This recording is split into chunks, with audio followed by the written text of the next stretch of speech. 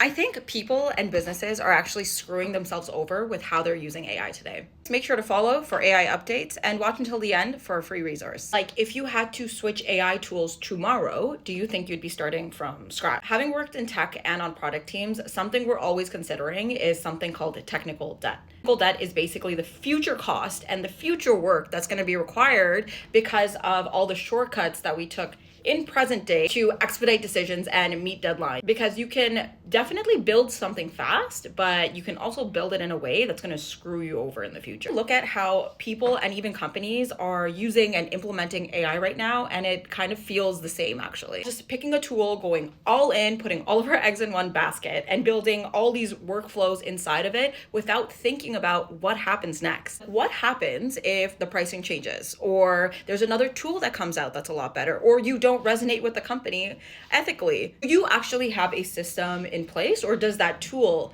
house it? Because at that point, all of your workflows, all of your prompts, all of your brand voice, your internal thinking lives inside that one platform. And at that point, you're kind of locked in, right? This a lot with individuals too, especially with the use of ChatGPT. That was the first AI tool that many folks started using. They have this forced loyalty, provided so much context to the tool. If all of your prompts, your workflows, your thinking live inside one platform, you're creating a dependency. When you're considering a new tool, in addition to asking, is this the best tool? It's also important to ask, are we building something that can move with us? Thinking about how important it is for individuals and businesses to create personal SOPs or context systems for ourselves. Basically help you identify how you think, how you write, how you solve problems. Keeping that separate from the tool itself so that you can bring it over when a new tool comes out that's better than Claude, ChatGPT, or whatever. I think we're in a really interesting time where we can't really predict the future. We can start creating systems for ourselves to help reduce potential technical debt, whatever that looks like in your context. If you want the prompt, create your context system so you can move from one tool to the other, whether you're an individual or a business.